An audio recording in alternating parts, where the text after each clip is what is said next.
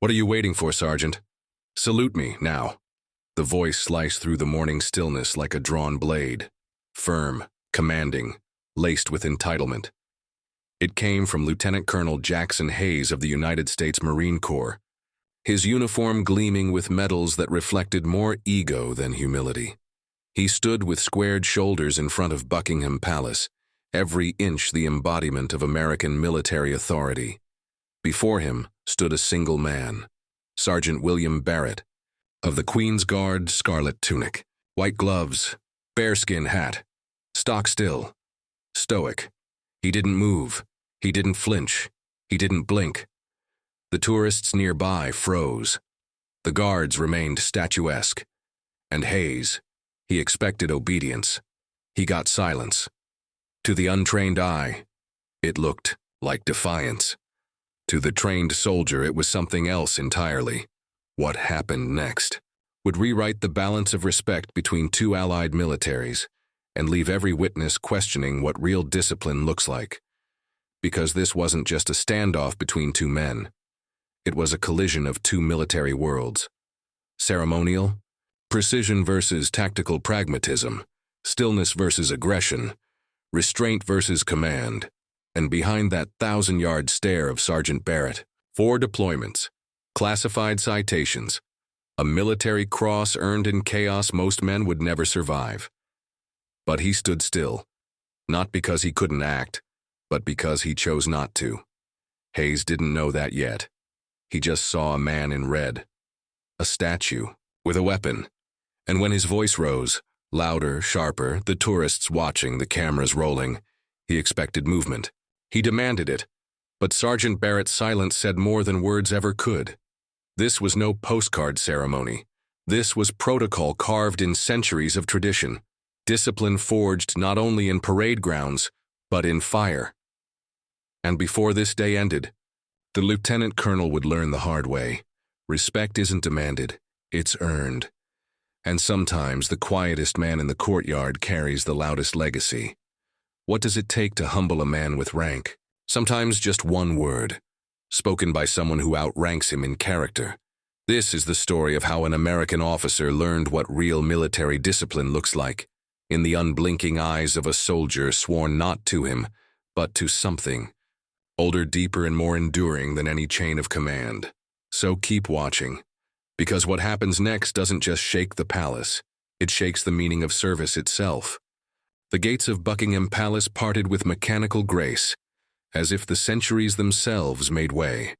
A convoy of gleaming black SUVs slipped through, tires whispering over cobblestone, diplomatic flags fluttering just enough to draw the attention of the gathered tourists. Morning mist clung to the hedgerows. The historic stonework glowed pale gold. Birds scattered from the towers. And beneath the pageantry, tension simmered.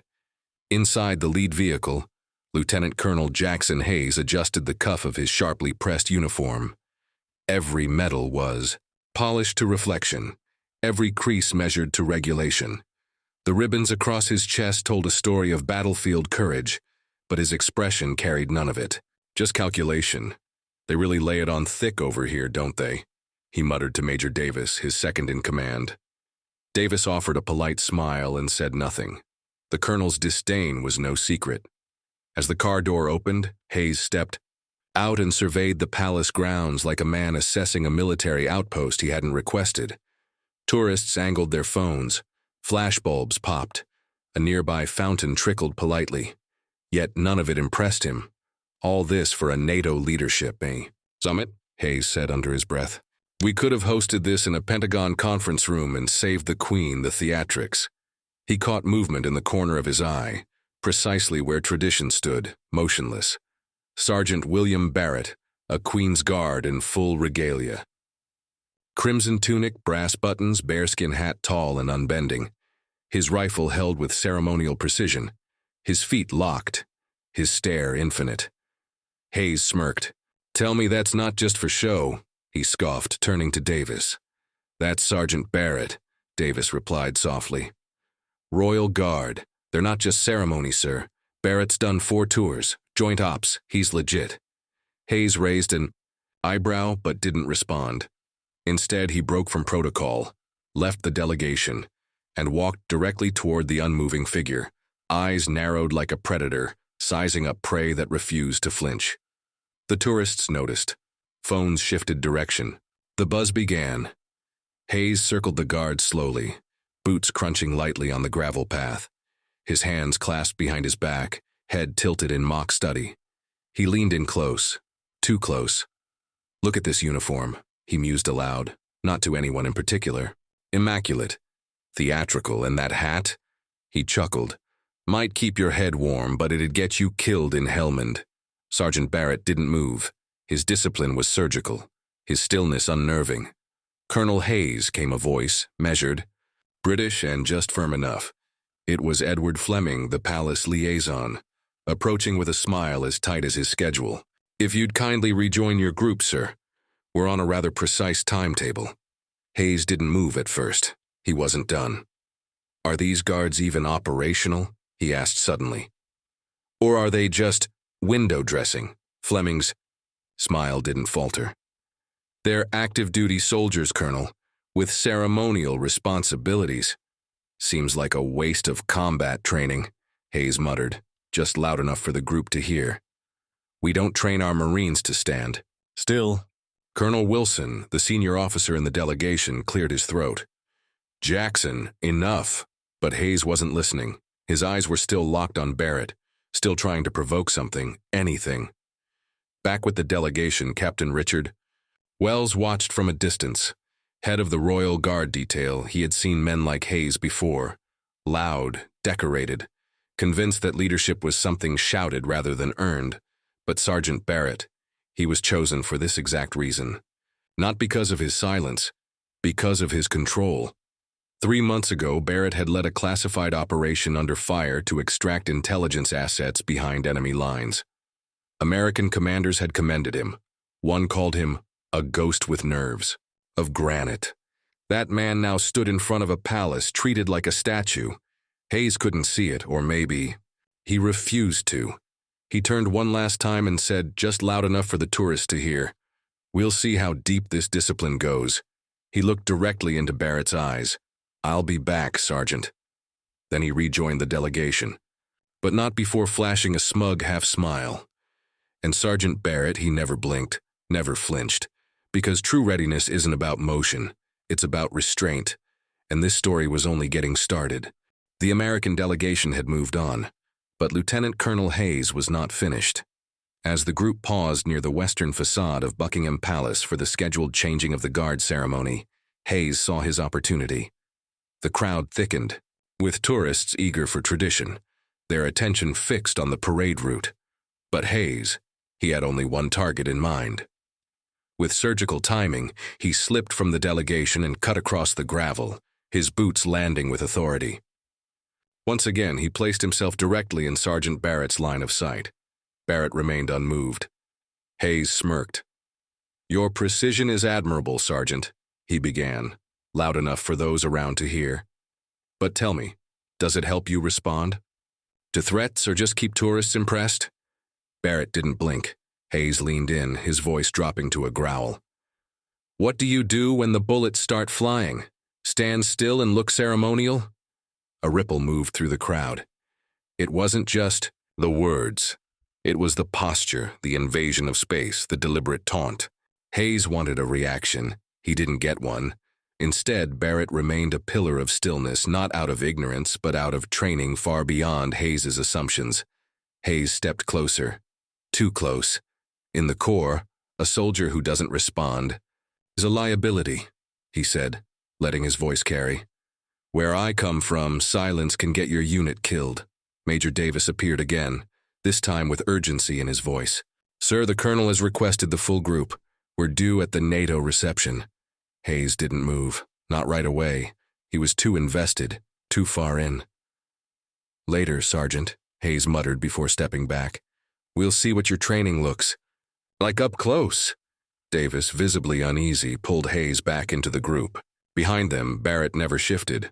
The tension didn't break. It thickened. Captain Wells, watching from a slight distance, exchanged a glance with a palace aide. He made a subtle nod. "He touches that rifle. Wells whispered. And it ends. The crowd buzzed again. Whispers. Phones lifted. People noticed now.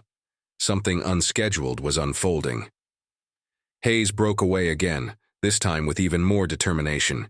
He moved like a man with a point to prove, and an audience to win. In front of Barrett once more, he raised his voice. "Ladies and gentlemen," Hayes declared, arms wide.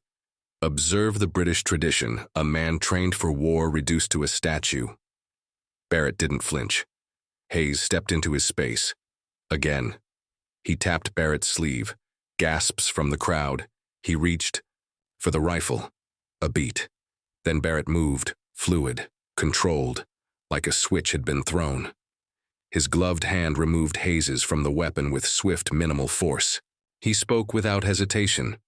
"Sir, you are in violation of standing orders." Hayes blinked. The crowd froze. Barrett continued, voice precise, unwavering. "Physical contact with a Queen's Guard or their equipment is a security infraction. I must request you return to the designated viewing area." Hayes opened his mouth, but nothing came out. The sergeant's tone had the gravity of protocol, not anger. Captain Wells stepped forward. "Lieutenant Colonel," he said calmly, "I believe we need to clarify some boundaries." But the world had already seen enough. Phones flashed, cameras rolled, and a narrative shifted. The loudest man had just been silenced. Not by force, by discipline. The changing of the guard ceremony was about to begin. Visitors jockeyed for camera positions. Children pointed, but one man cut through the swell with purpose. Hayes. He moved toward Barrett again. This time, not as a provocateur, but as a performer. "Ladies and gentlemen," he announced, turning toward the gathering tourists, "you're witnessing a contrast in military philosophies." He gestured toward Barrett. "This is the British model. Ceremonial precision over combat readiness." The crowd shifted uncomfortably. "In 22 years with the U.S. Marine Corps, I've led deployments in Baghdad, Fallujah, Helmand Province. We train for chaos. This is theater." He looked Barrett in the eye. "Tell me, Sergeant, how does standing motionless prepare you for real war?" Still no response. An elderly man in a blazer, British medals pinned proudly to his chest, stepped forward. "Young man," he said, quiet but firm, "you're out of line. That guard has stood where you fought. Maybe longer, maybe harder." Hayes dismissed him with a nod. "Respectfully, sir, standing still is not combat discipline." Then he stepped over the line. His hand brushed Barrett's rifle. The crowd gasped. Barrett moved. A single, precise motion. His white-gloved hand lifted Hayes's. Fingers from the weapon. "Sir," Barrett spoke. Clear, calm, British steel in his voice. "You are in violation of Standing Order 1957. Physical contact with a Queen's Guard constitutes a Category B infraction." The tourists froze. Barrett continued. "While your rank commands respect within NATO, the Queen's Guard operates under the Crown. Our oath is to the Sovereign."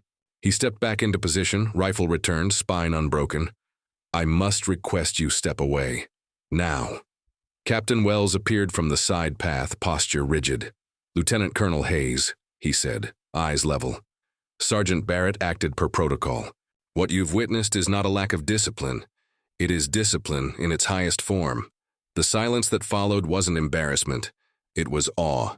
And Hayes? For the first time all day, he had nothing to say." Captain Wells led Hayes away from the crowd, down a gravel path that echoed with each step. Their shadows stretched long in the afternoon sun as tension crackled silently between them. "You may not realize this, Lieutenant Colonel," Wells began. "Evenly, but you've just created a diplomatic ripple in the middle of a NATO visit." Hayes's jaw tightened. "I expected professional courtesy." "And you received it," Wells replied without pause. Barrett didn't break formation because of disrespect. He acted in line with Standing Order 157, Paragraph 3.